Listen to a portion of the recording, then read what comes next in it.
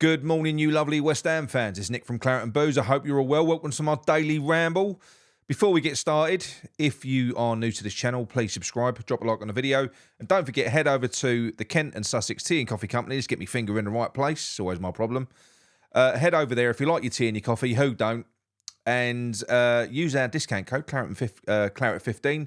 You will get 15% off. Great place. You'll find a link to the site in the description. Thank you very much. Right, onwards and upwards. April 1st, April Fool's Day. You know, it's a David Moyes time of the year. Really, that Newcastle game, that should have been played on April Fool, shouldn't it, with that decision that he made? You know, the repeat decision, doing the same thing that he did against Aston Villa. What a plum. You know, what an idiot, honestly. It's been an absolute calamity this part of the year. I'm going to talk about Spurs in a minute, you know, and how I think, I don't know. We'll talk about that in a minute. But this year has been awful. This year, 2024, so far for West Ham. In January, very, very similar situation. We go into it in a really strong position. You know, we've seen this before in the Europa League season where we just needed some reinforcements in January.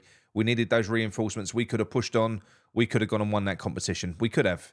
So as well as David Moyes did, that people argue, where he won the Conference League, we could have been even further ahead. He slammed the brakes on, and he did the same in this window. He's done it again. It's going to sting us. It's going to come back and bite us in the arse. We're playing every 3-4 fucking days now. It's ridiculous. So when you look at Newcastle, the way that they've got players dropping like flies, imagine if that started happening to West Ham. He's playing roulette, Moyes. He's playing roulette. That's all he's doing, you know, and he'll use that as an excuse. Oh, we've got injuries. Oh, we've got this. No, your lack of preparation, your lack of foresight is what is fucking holding us up. And even without the injuries, players are going to start getting tired. Antonio isn't going to be that same Antonio every game, every 3 days. But what you could do is you could use him in 1 out of 2 of them so we actually win a fucking game. You know, that's what you could have done. We had that game won, a game that we did not expect against Newcastle. We didn't expect to go away to St James's Park and win. We was winning. We had it in the bag. He knackered it. He did. It was ridiculous game management. He didn't pull him off to save him. That's absolute nonsense. If you want to save Antonio's legs, you can keep him on the field and save his legs. You can say to him, you can give him a signal, say to him, Mick, at 60 minutes, 65 minutes, stop running, chasing lost causes. Stop busting your ass. Just stand up there. Retain your threat. If a ball goes over the top, go for it. But the fact of the matter is, keep yourself on the field, because while you're on that pitch, they know you're there. They can't swamp us. They can't just dive onto us like they did. You know, you can do that. You can rest him without pulling him off the field. That's what you can do. And then you can take him off on 80 minutes, 85 minutes if you really wanted to. Once the game is done, once it's done and dusted. But he didn't do it. He won't do it. And it's because, as we've already said so many times, it's because he wants to engineer it. He's desperate for this to work. He's desperate for us to low block and shit out our way to a win. Even though, really, to a degree, we didn't have to in that one. We don't have to. We haven't got to.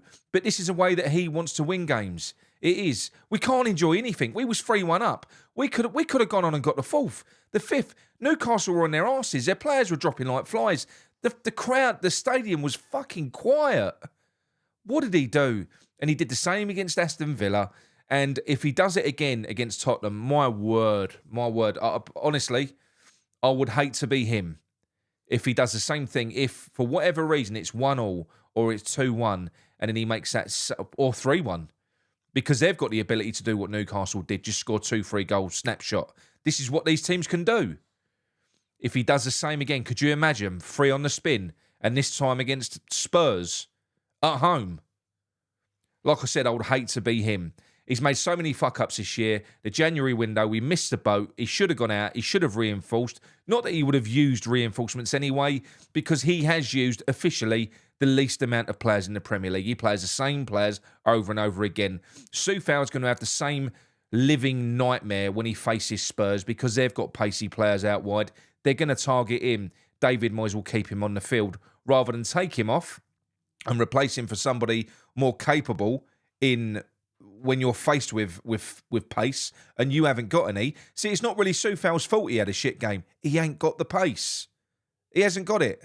But Moyes will keep him on there because he's one of his trusted players. He'll keep playing him, you know. And like we said, any other manager, any fan, not even manager, identified straight away early on in that game that Soufal, that was a game plan. He was getting roasted. He was getting roasted in that first half. They was focusing all of their attacks down that side. Did David Moyes react? Did he fuck? He doesn't react. He's got a playbook. He says before the game, this is why his substitutions are always at the same point in the game, and he will just make substitutions irrespective of what is happening. He doesn't react in game. He has a master plan that he does, which is a very basic master plan, and he sticks to it no matter what. He does. I'm worried about Tuesday night. I am, because Spurs is a game that traditionally we always get ourselves up for. We do. And we beat them earlier in the year, you know, or 2023. We beat them away. But I'm worried about the lack of leadership in this team now. I am. I'll be surprised if doing the same thing again will get us a result against Spurs. I know Luton had a good result against them the other day. I know it's possible. Of course it's possible. They're not unbeatable. We can beat them. We can beat anyone on our day with the players that we've got. Of course we can. But it's winning and beating teams in spite of that man on the sidelines. It is. He just hamstrings us so much. That front four was absolutely sublime against Newcastle. You know, he played Lucas Paqueta where he should have always been played, in the middle, central. Where Brazil play him, where Pep Guardiola will play him if he signs him for Man City, he'll play him alongside Rodri in the middle of the park because he's lethal. When you've got players like Kudus and Bowen and Antonio in front of him, having Paqueta in central midfield behind them, that's the man that supplies the ammunition. We saw it for Brazil against England where he mugged Declan Rice off and slipped Vinicius Jr. through. He did the carbon copy thing for Antonio's goal. Exactly the same thing. Little perfectly weighted dink over the top. He's in, he's through. But David Moyes doesn't really want that. He'd rather store him outside. And then when we're desperate, get him into the middle.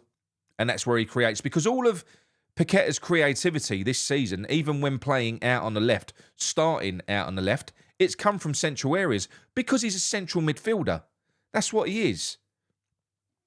But he's doing the same thing. He's shoehorning players in, square pegs in round holes to fit his favourite team in. He wants one time this year, I'm sure of it, for Calvin Phillips, Souček and James Ward-Prowse to dominate the central midfield and for us to shit house a game 1-0 with a James Ward-Prowse corner to Thomas Souček so he can turn around and go, there you go, told you so. It'd be a horrific watch. It probably will happen this season at some point. It will.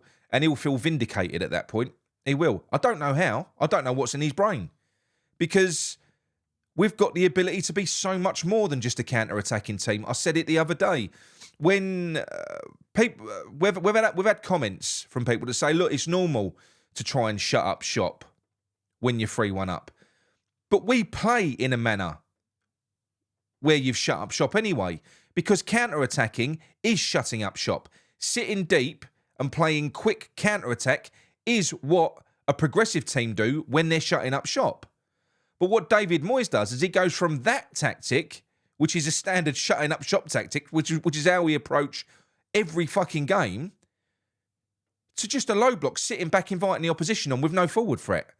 The forwards are still on there, but because of the way that we play, and we've got no midfield, we don't progress the ball through the middle. We look for the long ball. We look for the direct pass to Antonio, who can win it, hold it up, and wait for the forward players who are back helping out fucking fullbacks who can't defend. Oh, look, fireworks. Who are back helping out fullbacks who can't defend in Soufal, not so much Emerson. It allows them to get forward and affect things. They're not up there. They're not on the shoulder. So we can't do quick, punchy counter-attacks when Antonio isn't there when we play this way. I know that we saw a period where we had a forward line of Paqueta, Kudus and Bowen, and it was good for a while. It was good for a while, and that probably will work against weaker teams. It will. But now Antonio's back and Antonio's in the team. We're playing the same old David Moyes way. It's reverted back again. And I'm not criticising Antonio for that. It's not his fault. He's the only one who can make this system work. But I'm so fucked off with it. He's fucked everything up. You know, we're gonna look back on this season. We're going to be as frustrated with January as we was in the Europa League season January, you know, where he completely and utterly neglected to reinforce. He refused to reinforce. He came out after that window and gave a grovelling apology, absolving the board members of all responsibility. It's all my fault, because it was his fucking fault. They're throwing players at him and he's saying, no, don't want them. No, don't want them. He done the same in this window. They threw about 4 or 5 top-class left wingers at him. But the reason he didn't want them was because he was focused on Calvin Phillips and getting him into that midfield. And that means if you're going to get Calvin Phillips into the midfield, in his mind, Lucas Paqueta's got to play out on that left wing. If we get a top left winger in, then Lucas Paqueta's got to play in his proper position in the 10, which means he can only pick one of Souček, Phillips and James Ward-Prowse, because Alvarez is a fucking starter. Now, this is the other thing as well. Alvarez, we've had 5 games this season without Alvarez. We haven't won one of them. We haven't won a single game. None. David Moyes doesn't like Alvarez. He bought Phillips in to replace Alvarez. That's what he did. What a fucking clown. We know that Tim Steiten and we know that Sullivan were dead against the Calvin Phillips deal. They were dead against it. They knew that we needed, even Sullivan, who's not really a football man, they knew that we needed forward players. They knew that we needed reinforcements. David Moyes, no, we need Calvin Phillips. And he pushed it through. He managed to negotiate a lower fee than what was originally touted, because this should have been more expensive. David Moyes was already willing to splurge a ridiculous amount more. In fact, there was talk of a commitment. This loan deal, if it was down to David Moyes, would have been a loan deal with an obligation to buy with a 3-year deal. We're the ones that went, no, we'll get you a loan.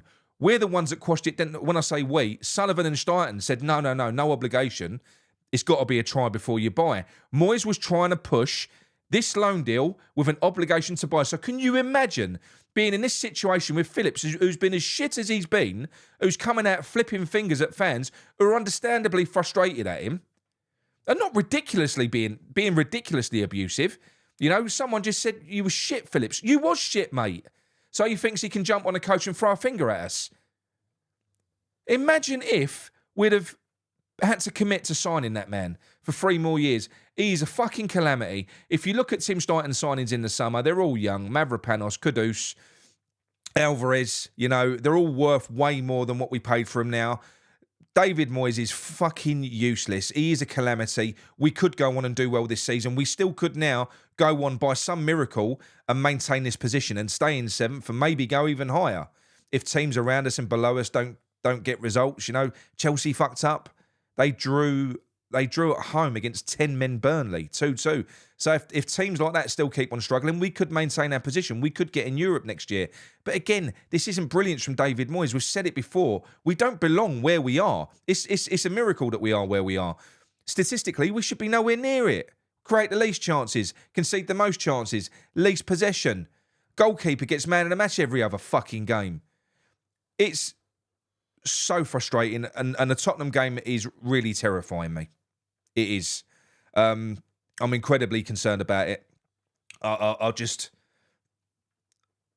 because he ain't going to go until the end of the season. They won't sack him. They won't. So for us to draw against Villa, a game that we should have won, that we was a better team up until they took Antonio off, to lose in the way that we did against Newcastle, and then to lose at home to Spurs before we go to Wolves, and then we play Leverkusen, who are fucking terrifying. This could be a very, very miserable month. You know, this could be the month where the wheels come off. It could equally be the month where we progress through in the European competition and we go to 6th in the league. It could be. I can't see it. Again, he's got rid of dissenters in Fornals and Benny and all that. In the summer, he gets rid of players that don't buy into what he's trying to do. But he's got more now. There's more players that are unhappy. He's got Aguero now. There's players that are pissed off again. It would be a constant revolving door with David Moyes. If we kept him next season, it'd be a constant revolving door of players because people can't work with a bloke, and we would be in a perpetual state of rebuild. He's fucking useless, and I can't wait until the day he goes. I'm going to make a prediction now on Spurs.